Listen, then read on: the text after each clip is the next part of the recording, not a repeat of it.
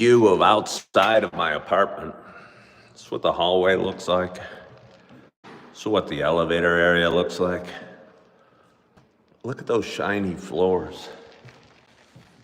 It's really a nice building. I'm very pleased with where I live.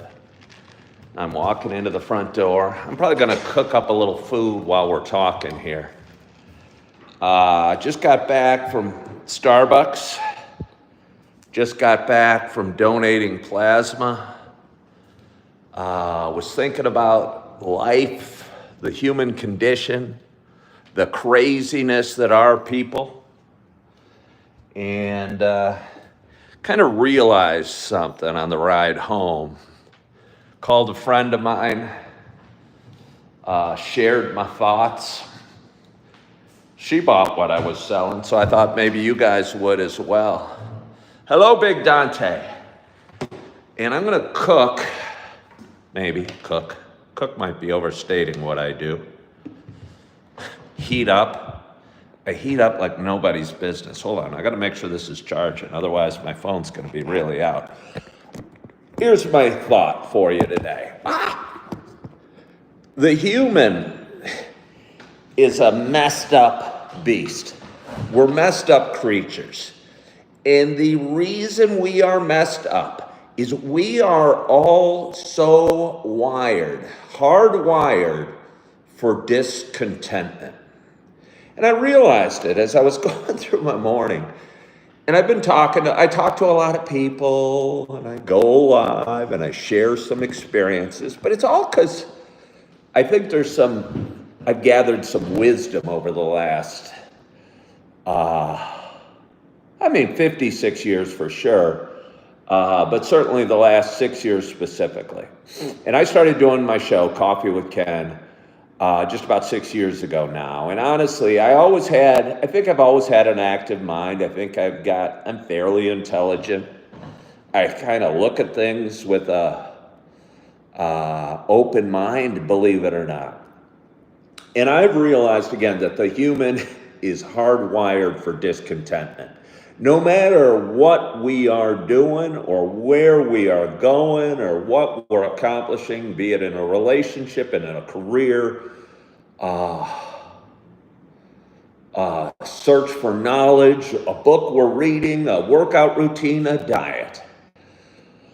People make fun of me because I don't like taking advice or getting advice. I don't like people telling me what I should do or giving me unsolicited advice. I've said it before, I'll say it again. I think giving people unsolicited advice is kind of rude. And I think I'm big enough as a human being to come out and say that. I think all of us feel that, but we act like we like constructive criticism. And here's why. Again, I think the human condition is one of dissatisfaction. And I realized it. I've talked to a lot of people, and I have a job I like, a job I am good at, a job that is paying the bills, and allowing me to rebuild myself financially after 2 painful divorces. And if I tell anybody about what I'm doing or where I'm working or whatever, every single human being I tell talks to me about other jobs I could do or should do. And it's not just for jobs. If you tell somebody, and I've said this before, I've been on a treadmill, busting my ass, running amazingly fast. And I had a buddy one of my best friends, come up to me and say, hey, you should try the rowing machine. You could tell somebody about an awesome church you're going to, and they will tell you to try a different church. You can tell somebody about a great book you're reading. They'll tell you to read a different book. You say you're in a wonderful relationship. They'll tell you to get on Match.com. It goes on. A great thing that's working for you. Every single almost can't tell people what you're doing because nobody says, awesome. We never, I think I do. I try to. If somebody says they're doing something, I'll say, way to go. Way to go. Nobody ever says way to go. I think I do. I hope that I do. You tell me you're sober. You tell me you're losing weight, going to church, feeling good, improving yourself. I'll say, way to go. But 95% of the people in the world will tell you to try something different. And I just don't, I do know why that is. I do know why that is. Because we are so wired for discontentment. And it's not just you, it's me too. I live in this awesome apartment. I just moved into this awesome apartment a few weeks ago. And I love it. It's a great location, great space, all that I need. But I'm driving around my neighborhood or my town, and I'm looking at homes for sale. I have a job that I'm good at, that's paying the bills, that I enjoy, that allows me to grow coffee with Ken, yet I'm sending out applications for other jobs. And I'm not saying we shouldn't keep our eyes open for opportunities. But no wonder most of our marriages end in divorce. No wonder. Because we could be with the best person in the world, our soulmate. But we're so sure that there's something better coming around the next corner. That we're never grateful for what we have, or the food we're eating, or the coffee we're drinking, or the fruit, or the grocery store we shop at, or the kitchen table I'm here with, or the phone I'm looking at, or the coffee maker I got, if I could tell you that I bought a new black car today and be so excited about it, I can't tell you how many people would tell me I should have bought a green one. It doesn't matter the subject, but the human condition tells us that different is always better. And I think if you thought about it from your own point of view, and I'm not blaming you guys, I'm not saying you guys are wrong, but what I love about doing coffee with Ken is that I can turn off the feedback. I can shut you guys off. Because I realized in my life that I think I need approval, or wanted approval, or craved approval, or a pat on the head, or a pat on the back, or a way to go. And I think most of my life I've been looking for the way to goes. And I'd tell somebody that I did something great, that I got a 92 on a test. And instead of anybody telling me, way to go, they'd wonder why I didn't get 100. And I will tell you what, if you are going through life unsatisfied in your 92 on the test, on your new black car, on the job you love, on the bills you're paying, on the relationship you got, on the workout regimen you're doing, the candle you have on the table, the coffee you're drinking, the bananas over there, you are going to lead a dissatisfied life. And I'm telling you, it goes for every aspect of our lives. We are so wired to look at what is wrong with what we are doing that we won't accept. We won't allow ourselves to be happy. We won't allow ourselves to be content, because we're always looking for some better option. And I see it with me. Again, I got a job that I like, that I'm good at, that pays the bills, that covers my financial responsibilities. And heaven forbid I'm satisfied with it for 15 minutes.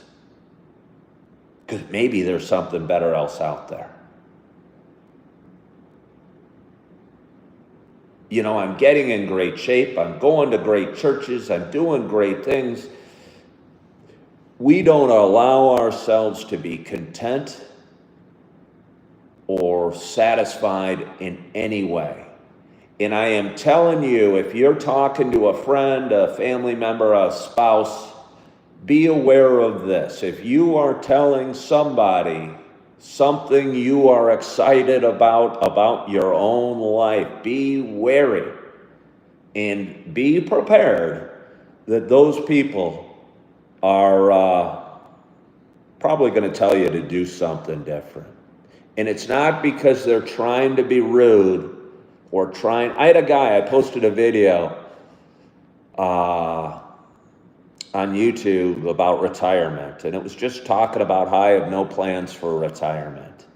And some guy who now I've removed from my YouTube channel said, "Hey, I'm just being real with you, man. You got to get a real job." He doesn't know who I am. He's never met me. Doesn't even know what I do for a living. But he couldn't just say okay. He couldn't just say okay. And he had to tell me what I should do. And if you're hanging out with people, and I've said it before, and maybe it makes me not okay with feedback, and if I'm not, to hell, maybe I'm not okay with feedback, because I can tell somebody I'm doing something awesome, and I will promise you, they're doing it to you as well.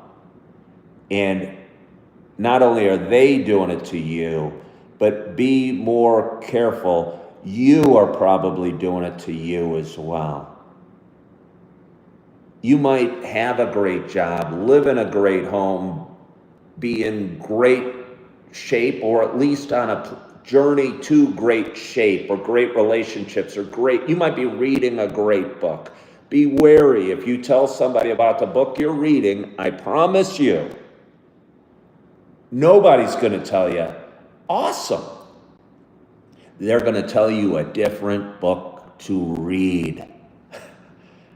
And sometimes in life, I think you got to be happy with what you're doing, the job you're doing, the woman or man you're with, the book you're reading, the home you live in, the food you're eating, the diet you're on, the workout regimen you are on. Different doesn't always equal better. And if we are never okay with where we're at, what we're doing, who we're with, we're never going to be content, sleep well, be happy, find joy, find peace, find contentment. And I, for one, at least for today, am going to remember that and be thankful for the job I have, the house I have, the relationships I have, the food I have in the fridge, the job I'm going to later today, the fitness I'm in, and where I'm at in life. And I think so often, again, we think different is better. And I'm going to be a better listener. And I think I'm pretty good. If somebody tells me they're doing something, I hope I don't tell them to do something else. I am on a sober page on Facebook, and somebody posted, hey, they're 9 days sober, but they really want to eat sugar. What's the matter? Nothing's the matter. Congratulations, you're sober. Eat some sugar if that makes you happy. Yeah. But we're all so programmed to tell somebody what is wrong, what nasty thing is coming down the pipeline, what is at risk in where you are and what you're doing and who you're with and how you're feeling, and that we don't allow ourselves to be happy. Yeah, it's amazing. It's amazing. Am I in the media room in my local library? No, I'm in my apartment. My wonderful apartment that I am thankful for and grateful for. I'm about to eat a wonderful lunch. I'm not even going to tell you what I'm going to eat, because if I do, you'll tell me I should eat something different. I should cook it different. I should add salt. I should add sugar. I should use a different plate, feel a different way, go to a different job, do things differently. And today, at least for the day,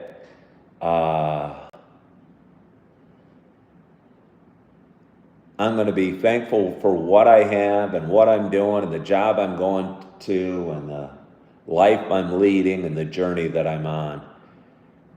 And I would encourage you, Arline right there says, that's me, I'm always looking for a solution. Arline, there might not even be a problem. There might not even be a problem. I appreciate you saying that. Somebody just said, that's me, I'm always looking for a solution. Yeah, we're always looking for a solution, which means we're always looking for a problem. Maybe we need to stop looking for the problems and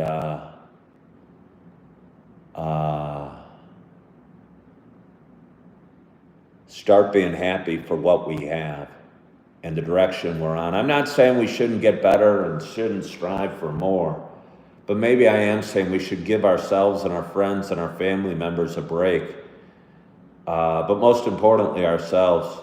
And we should stop listening to the noise that is the world, and be confident that we're doing good things and that we're on the right path. So those are a few thoughts for you today. And I hope you're having a wonderful, wonderful day. I hope you're feeling good, you're happy with where you're at, you're living in gratitude, you're excited about your day. And as always, I hope to talk to you soon. Bye-bye.